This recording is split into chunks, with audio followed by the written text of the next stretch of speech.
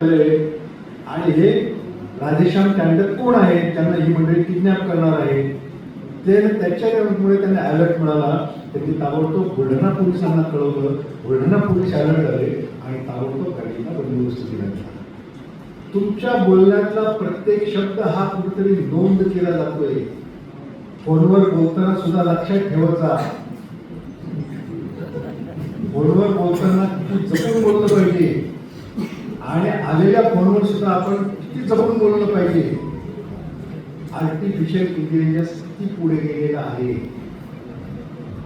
त्याचे फायदे काय आहेत याच्यावर सुद्धा व्याख्यान होऊ शकत. मग सुद्धा आता आहेत का, किंवा आपले नेटवर्कचे माणसं किंवा POCचे माणसं, त्यांचं अशा विषयावर आपण व्याख्यान ठेवलं पाहिजे की आर्टिफिशियल इंटेलिजन्स समाजामधून काय काय झालं, त्याचा फायदा सुद्धा कसा होऊ शकतो. बघा, एक मित्र होता आमच्यावर आता इंडोनेशियाला, तुमच्या यवतमाळ जिल्ह्यातला होता.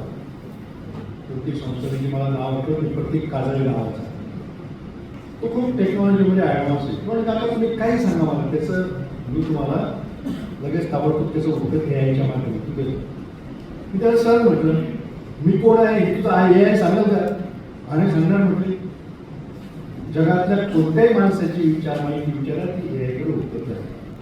त्यांनी ताबडतोब दुसऱ्या मिनिटाला AI कडे असलेली माझी माहिती करून दिली की आत्ताही माझ्या मोबाईलवर काका कोणते कोण आहे, काय करतात, त्यांची संस्था कोणती आहे, त्यांचं काय काम आहे सरकारचं वगैरे, दुसऱ्या मिनिटाला AI च्या माध्यमातून.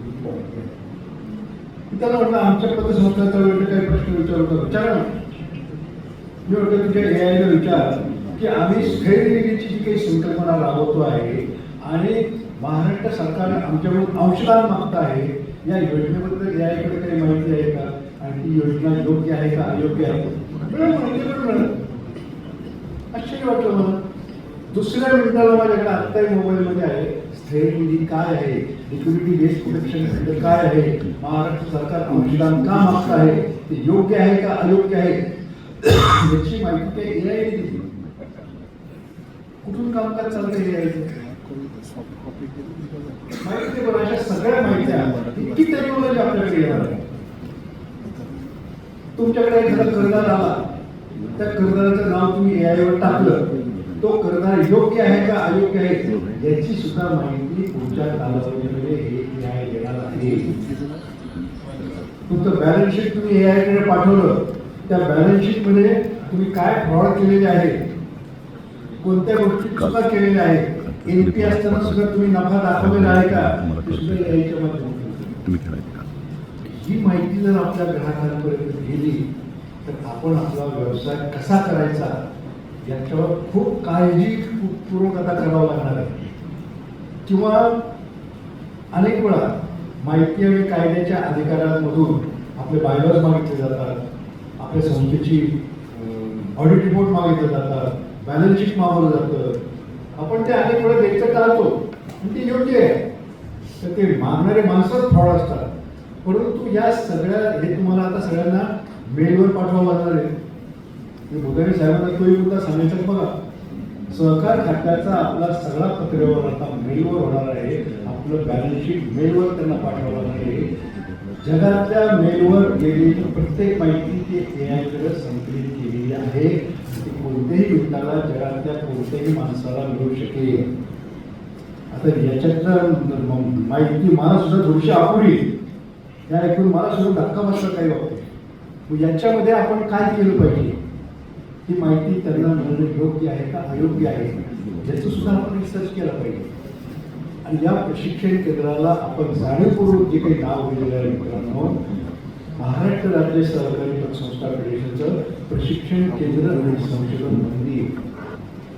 या ठिकाणी असं संशोधन होण्याची गरज आहे की AI चे धोके काय आहेत, फायदे काय आहेत, तोटे काय आहेत, आणि त्या तोट्यांपासून किंवा या अशा प्रकारच्या फ्रॉडपासून आपण सावध कसं व्हायचं. मसूदची नाही येत मला वाटतं, मसूद किंवा POC आहे का कुठे मसूदची, याच्यावर आपल्याला संशोधन करावं लागणार आहे आम्हाला.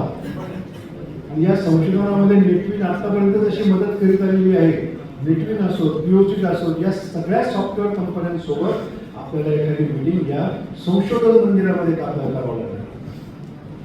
म्हणजे आपण या प्रशिक्षण केंद्राला नाव दिलं की किती योग्य होतं बघा.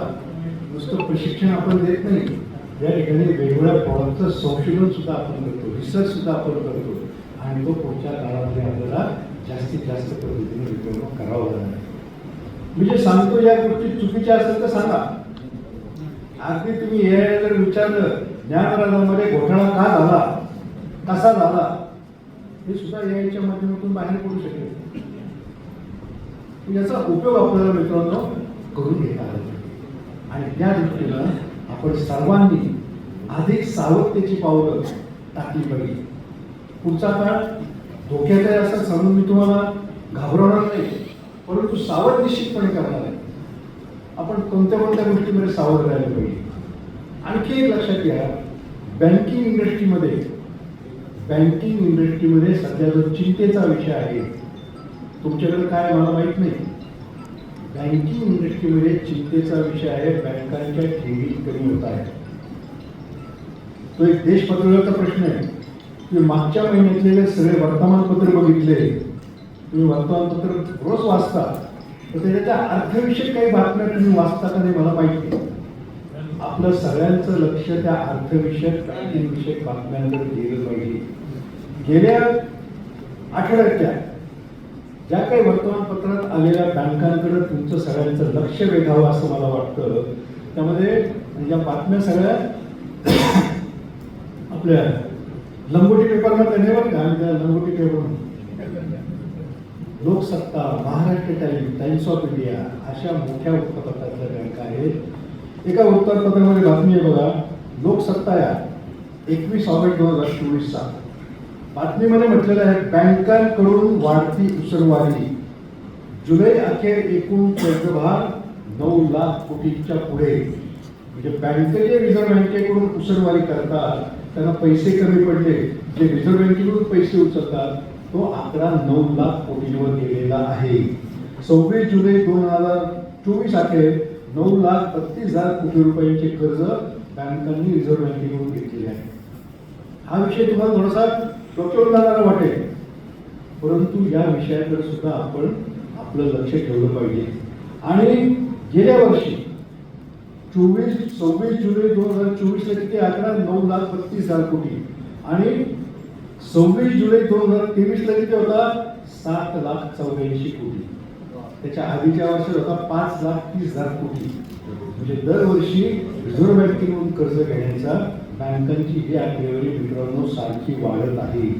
आणि म्हणजे गेल्या वर्षीच्या तुलनेत त्याच्यामध्ये 19% वाढ झालेली आहे त्या उसनवारीमध्ये. आणि ही उसनवारी का वाढते, बँकांकडे कर्ज घेण्याचं प्रमाण वाढलेलं आहे आणि ठेवी येण्याचं प्रमाण घटलेलं आहे. आपण प्रत्येकाने आपल्या मनाला प्रश्न विचारा, माझ्या सुद्धा संस्थेच्या ठेवी पूर्वीसारख्या वेगानं वाढत नाही, प्रमाण कमी झालेलं आहे. आणि हे तुमच्याकडं जाणवलं तर घाबरून जाऊ नका. हीच परिस्थिती देशातल्या सगळ्या बँकांची आहे. पण आपल्याला काय जास्त सावध राहावं लागणार आहे, पतसंस्था चळवळीला थोडीशी बदनाम झाली, त्याच्यामुळे या संकटाला आपल्याला आणखी गांभीर्याने सामोरं जावं लागणार. आणि बँकांकडे जेव्हा कर्ज घेणाऱ्यांची संख्या वाढते आहे, बँकांनी ते कर्ज देण्याचं नाकारलं, मग ही मंडळी कोणाकडे येणार, तुमच्या आमच्याकडे येणार. म्हणजे कर्ज घेणाऱ्यांची संख्या ही तुमच्या आमच्याकडे या पुढच्या कालावधी वाढणार आहे. त्याचप्रमाणे देशाच्या अर्थमंत्र्यांचं एक स्टेटमेंट आहे महाराष्ट्रातला, देशाच्या अर्थमंत्र्यांचं, आलतू फालतू व्यक्तीचं नाही, निर्मला सीतारामनजींचं स्टेटमेंट आहे, बँकांनी ठेवीचे प्रमाण वाढविण्यासाठी विशेष मोहीम राबवावी. अर्थमंत्री सीतारामन यांची सरकारी बँकांना सूचना. आणि त्यांनी जी काही आकडेवारी दिलेली आहे त्या आकडेवारी पुढच्या बातमीमध्ये आहे, मी दाखवतो तुम्हाला. ठेवी आणि कर्जाच्या प्रमाणाकडे लक्ष ठेवा असं त्यांनी म्हटले निर्मला सीतारामन. आणि त्यांनी या आकडेवारी म्हटलेलं आहे की 26 जुलै 2024 पर्यंत बँकांचं जे प्रमाण होतं ठेवीमध्ये वाढ होण्याचं ते 13.7% इतकं होतं सरासरी. संपूर्ण देशातल्या बँकांमध्ये ठेवी वाढण्याचं प्रमाण किती होतं, 13.7%. आणि यावर्षी किती झालेले आहे, ते 10.6% झाले. 3% ठेवींच्या वाढीमध्ये घट झालेली आहे. आणि कर्जामध्ये वाढ झाली. 3% ठेवींमध्ये घट झाली, 3% कर्जामध्ये वाढ झाली. 3% हा आकडा देश पातळीवर अतिशय धोकेदायक आहे. इतका धोकेदायक आहे, तुम्ही काही वर्तमानपत्रात जर बातम्या वाचल्या असतील ते कात्रण माझ्याकडे नाही, रिझर्व्ह बँक देखील दिवाळखोरीकडे जाते आहे अशा बातम्या आल्या होत्या, बरोबर वाचल्या? रिझर्व्ह बँक सुद्धा दिवाळखोरीच्या दिशेनं वाटचाल करीत आहे. देशाची परिस्थिती किती गंभीर आहे बघा.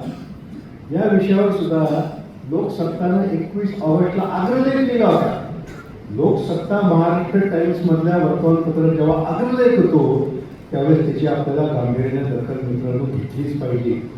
त्याच्यात त्यांनी काय म्हटलेलं हेडलाईनमध्ये, बँकातील घटत्या रकमांची चिंता सरकारला वाटू लागली असेल तर कुठेतरी पाणी मुरतं आहे.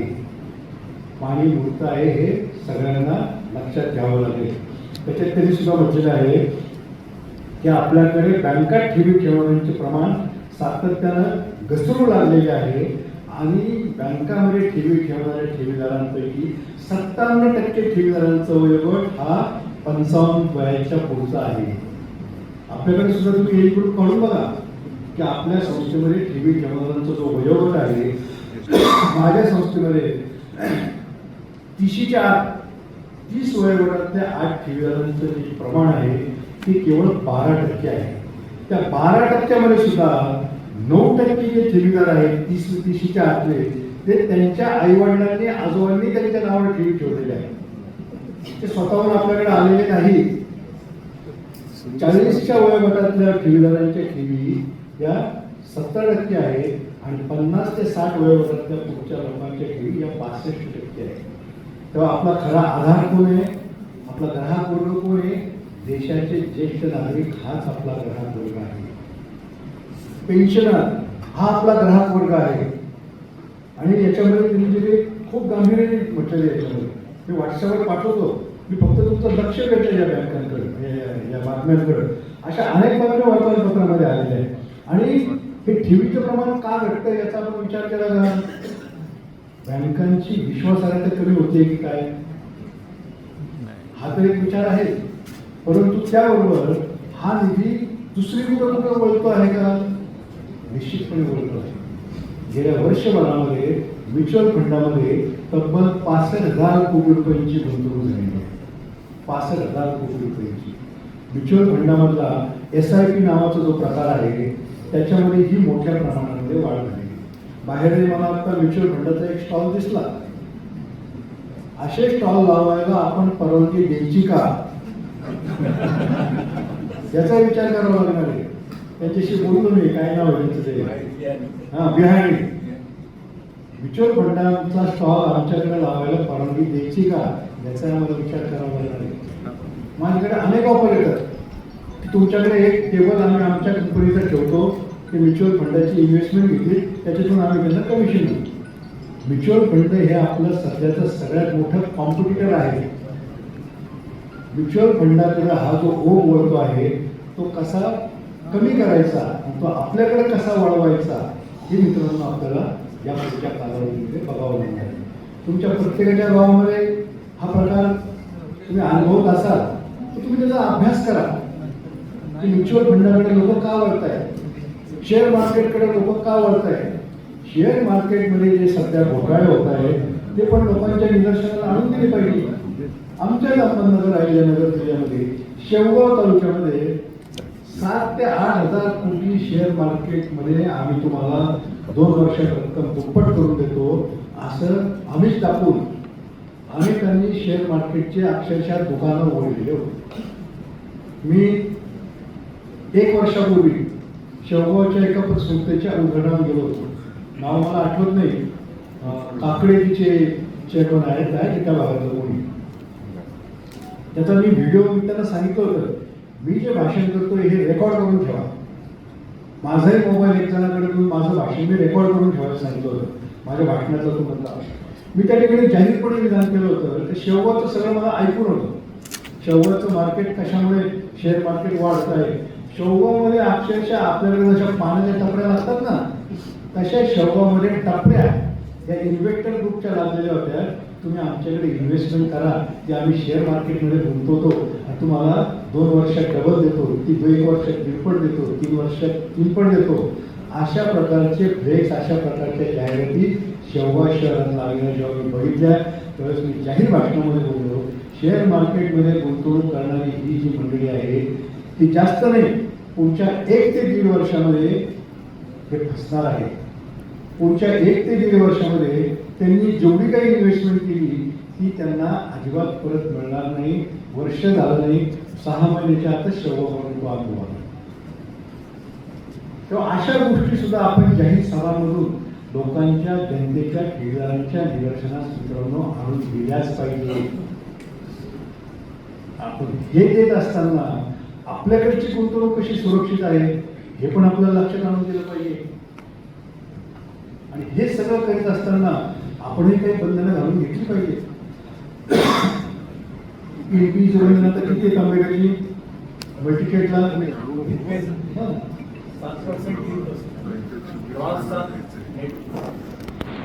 ग्रॉस 7 आणि नेट 3 याच्यात आपला एनपी कसा राहील आणि तो एनपी कमी करण्याकरता आपण काय केलं पाहिजे. माझ्या माहितीप्रमाणे मल्टिकेट पतसंस्थांना सुद्धा आता स्पेशल रिकव्हरी ऑफिसर देण्याची तरतूद कायद्यामध्ये झालेली आहे. मग त्या स्पेशल रिकव्हरी ऑफिसरच्या माध्यमातून वसुली कशी करायची, केवळ भूतानी साहेब आले म्हणून आपण प्रशिक्षण घ्यायचं असं न करता वेळोवेळी अशा प्रकारचे प्रशिक्षण आपण केले पाहिजे. आम्ही तर आमच्या फेडरेशनमध्ये काय केलेलं आहे, अनेक वेळा आम्ही चेअरमन मंडळी असतो, आम्ही एकदा एखाद्या संस्थेचे चेअरमन झालो की आमची कॉलर ताट होते. आम्ही म्हणतो आम्ही म्हणजे बँकिंग तज्ज्ञ आहोत, आम्ही म्हणजे कायदे तज्ज्ञ आहोत, आम्हाला काय तुमच्या प्रशिक्षणाची गरज नाही, आम्हाला आमचे धंदे सांभाळायचे वैयक्तिक, तुमच्या प्रशिक्षणाला आम्ही वेळ देऊ शकत नाही. त्याची पण आम्ही सोय केली. टेक्नॉलॉजीच्या माध्यमातून तुम्हाला तुमच्या संस्थेमध्ये बसल्या बसल्या किंवा तुम्हाला घरी बसल्या बसल्या प्रशिक्षण कसं घेता येईल. अद्वैत माडगुळकर आलेले आहेत ते पुढे. अद्वैत माडगुळकर नावाचा हा युवक जो आहे त्यांनी राज्यातल्या पतसंस्थांकरता ऑनलाईन प्रशिक्षण सुरू केलेले आहे. काय नाव तुमच्या कंपनीचं? अक्षर सोल्युशन्स प्रायव्हेट लिमिटेड असं त्यांचं नाव आहे. आणि वेगवेगळ्या तज्ज्ञांची व्याख्यानं तुम्हाला कशावर ऐकायला मिळते, कशी माहिती द्या माहिती दिली आहे. मग याचा पण आपण लाभ घ्या ना. घरी बसल्या बसल्या तर आम्ही तुम्हाला प्रशिक्षण देतोय. याच्यामध्ये अद्वैत मल्टिकेटच्या हिशोबानं काही व्याख्याने तुम्ही ऍड करा, काही विषय ऍड करा. पहिलं व्याख्यान त्याच्यात धनंजय तांबेकरांचं घ्या. गडके साहेब आहेत, त्यांनी काल काय काय बदल झाले मल्टिकेटमध्ये खूप चांगल्या पद्धतीने सांगितलं. तुम्ही काल म्हटलं की 10-15 मिनिटात संपवतो, तर तुमचा विषय मला महत्वाचा वाटला म्हणून आपल्याला म्हटलं मी जातो, गडके साहेबांचं व्याख्यान चालू दे. तर तुमचं सुद्धा एक व्याख्यान तुम्ही याच्यावर टाका, आंबेडकर साहेब तुमचंही टाका. आणि या सगळ्या व्याख्यानांच्या माध्यमातून मल्टिकेट पतसंस्थांना सुद्धा ऑनलाईन व्याख्यान कशा पद्धतीने घेता येईल. आणि ऑनलाईन म्हणजे नुसतं ऐकायचं याकाने सोडून द्यायचं असं नाही. की माडगुळकर तुमच्या कर्मचाऱ्यांची परीक्षा सुद्धा घेणार आहे. जे व्याख्यान दिलं ते व्याख्यान टेक्नॉलॉजी, पुन्हा टेक्नॉलॉजीचा विषय आला. माडगुळकरांनी दिलेलं व्याख्यान, वेगवेगळ्या व्याख्यानांचं तुम्ही ऐकलं की नाही याची सुद्धा नोंद त्यांच्याकडे होणार आहे. तुम्ही न ऐकताच त्याचा ॲप जर फक्त विकत घेतला, तुम्ही सांगितलं की आम्हाला सर्टिफिकेट द्या, तसं नाही. तुम्ही ते व्याख्यान जर संपूर्ण ऐकलेलं असेल तरच तुम्हाला ते प्रशिक्षणाचा दाखला देण्यात येईल. आणि त्याच्यावर सुद्धा आमची कल्पना अशी आहे, त्या दिलेल्या व्याख्यानाच्या विषयावर आम्ही काही परीक्षा घेणार आहोत. त्या परीक्षेमध्ये जर तुम्ही पास झाला तर आपल्या कर्मचाऱ्यांना आपल्याला प्रमोशन द्यायचं, तर त्यांना पगारवाढ द्यायची. कर्मचारी नाराज होतील करायचे याच्यावर. पण प्रशिक्षणासारखं महत्त्व मित्रांनो कुठेच नाही. प्रशिक्षणाला बसा, प्रशिक्षणाला आपण जास्तीत जास्त सर्वांनी महत्त्व दिलंच पाहिजे. आता ते काय म्हणतात. आणि हे देत असताना भूतानी साहेबांसमोर आणखी काही विषय ठेवायचे बघा. गडगे साहेब, तुम्ही येण्यापूर्वी मी सांगत होतो की भूतानी साहेबांसमोर आपल्यावर जे रिस्ट्रिक्शन टाकलेले आहेत त्याचे चुकीचे कोणते आहेत, आपल्या अडचणीचे कोणते ठरणार आहेत हे त्यांच्यासमोर मांडले गेले पाहिजे. किंवा काही बंधनं आम्ही स्वतःहून घालून घ्यायला तयार आहोत, ते त्यांच्या समोर टाकले पाहिजे. ट्रेनिंगचा विषय आहे. परदेशामध्ये मित्रांनो, इंडोनेशिया, नेपाळ, कोरिया, फिलिपिन्स या ठिकाणी पतसंस्थांच्या संचालक पदाला तुम्हाला जर निवडणुकीला उभं राहायचं असेल तर त्या देशाच्या फेडरेशनने आयोजित केलं 3 दिवसाचं ट्रेनिंग हे मॅन्डेटरी कंपल्सरी. एवढंच नाही, मी मांडलेले विषय कदाचित तुम्हाला पटणार नाही, भूतानी साहेबांसमोर ठेवायचे की नाही बघा. एखाद्या ठेवीदाराला तुमच्या संस्थेत ठेवायची असेल तरी त्याला 2 तासाचं प्रशिक्षण करायचं. ठेवीदाराला, करदाराला तर 3 तासाचं आहे. तुम्ही म्हणा ठेवीदाराला कशाचं प्रशिक्षण? त्या ठेवीदाराला प्रशिक्षण दिलं जातं तुमचं बॅलन्स शीट कसं वाचायचं, तुमची गुंतवणूक कुठं कुठं आहे, तुम्ही कर्ज कोणाकोणाला दिलेलं आहे हे त्या पतसंस्थेने आणि ठेवीदाराला समजून सांगायचं. आणि मग त्याला जर ते प्रशिक्षणाच्या माध्यमातून दिलेल्या ट्रेनिंगच्या माध्यमातून त्या संस्थेचं बॅलन्स शीट जर वाचता आलं तरच तो तुमच्या पतसंस्थेमध्ये ठेवू शकतो. आणि मग अशा वेळेस सरकार खातं काय विचार करेल? ज्ञानाला दगड आहे, लोक मोर्चे काढतायत, सहकार खात्यावर काढतायत, पोलीस स्टेशनला काढतायत, पोलीस खात्यावर. पोलीस काय म्हणतील? जर आपलं ट्रेनिंग असेल तर तुम्हाला ट्रेनिंग दिलं होतं त्या संस्थेने, तुम्ही त्या संस्थेचं बॅलन्स शीट तपासलं का? नाही, तुम्हाला आता आमच्याकडे यायचा अधिकार नाही, तुम्ही आणि ती संस्था बघून घ्या. करदारांना सुद्धा 3 तासाचं ट्रेनिंग दिलं जातं. ते का दिलं जातं? तुमच्या कर्जाचं व्याजदर आम्ही काय करणार आहोत तो सिंपल आहे, कंपाऊंडिंग आहे. सिंपल म्हणजे काय, कंपाऊंडिंग म्हणजे काय, आणि तुमचं कर्ज जर थकलं त्याच्यावर आम्ही कोणत्या कलमांवर कारवाई करणार आहोत, त्या कारवाई कशा कशा असतील याचं सुद्धा ट्रेनिंग परदेशामध्ये दिलं जातं. आणि परदेशामधले फेडरेशन मित्रांनो इतक्या स्ट्रॉंग आहेत, नाही तर आपल्याकडे एखादा कार्यक्रम घ्यायचा म्हटला की कसा घ्यायचा, खर्च कसा करायचा हा आपल्याला प्रश्न पडतो. परदेशातले जे फेडरेशन आहेत ना, जगातल्या सगळ्या फेडरेशनकडं 36 फेडरेशन आता इंडोनेशियाला आधार होत्या. 36 देश, त्या प्रत्येक देशातल्या फेडरेशनकडं 50 स्टाफ नाही. पतसंस्थांची संख्या कमी. कोरियामध्ये फक्त 672 पतसंस्था आहेत. त्यांच्या फेडरेशनकडे स्टाफ किती आहे? 70 जणांचा स्टाफ आहे. आपल्या शेजारचं नेपाळ फेडरेशन त्यांच्याकडे 80 जणांचा स्टाफ आहे. इंडोनेशिया फेडरेशन 120 लोकांचा स्टाफ आहे. याचं कारण त्यांना उत्पन्न आहे. फेडरेशनला पण उत्पन्न आहे आणि पतसंस्थांना पण आहे. पतसंस्थांचे ठेवीचे व्याजदर काय? 4 ते 5% आणि कर्जाचे व्याजदर काय? 14 ते 16%. 10%चा गॅप त्या पतसंस्थांना असल्यामुळे त्या पतसंस्थांचं उत्पन्न चांगलं आहे आणि ते उत्पन्न चांगले असल्यामुळे फेडरेशनची फी सुद्धा मोठी असते. आणि सरकार एवढं मोठ्या प्रमाणावर मदत करतं तिथल्या फेडरेशनला. कोरियन फेडरेशनची 200 कोटी रुपयाची इमारत आहे प्रशिक्षण केंद्राची. थायलंड फेडरेशनची 80 कोटी रुपयाची इमारत आहे. कमीत कमी 50च्या आत कोणत्याही फेडरेशनकडे स्टाफ नाही. आणि आमच्या फेडरेशनकडे किती होतं? आमच्या महाराष्ट्र फेडरेशनकडे 3.5 स्टाफ आहे. तुमच्याकडे अक्कलकोटी मला वाटतं किती?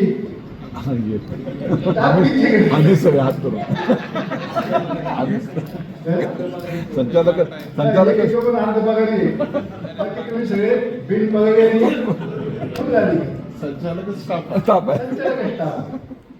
अशी आपली परिस्थिती आहे. हे सुद्धा मुद्दे आपल्याला भूतानी साहेबांसमोर मांडता येतील का? की आमचं फेडरेशन जर स्ट्रॉंग झालं तर आमच्या संस्था स्ट्रॉंग होतील. आणि फेडरेशनला आणखी एक अधिकार आम्हाला मागता येईल का? गेले 3 वर्षापासून आम्ही महाराष्ट्राच्या सहकार खात्याकडे मागतोय की पतसंस्थांचं अंशतः नियंत्रण नाही, अंशतः ऑब्झर्वेशन तरी आमच्याकडे द्या.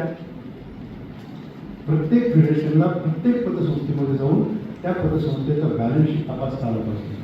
आणि मित्रांनो, आपल्यातले चोर कोण आहेत ना, आपल्या इतकं कोणालाच माहिती. सहकार खात्याला माहित नाही, पोलिसांना माहिती नाही. कोणत्या पतसंस्थेमध्ये कशा पद्धतीचा फ्रॉड होतो आहे, कशा पद्धतीचा निधीचा गैरवापर होतो आहे हे आपल्याला एकमेकांना माहीत असतं.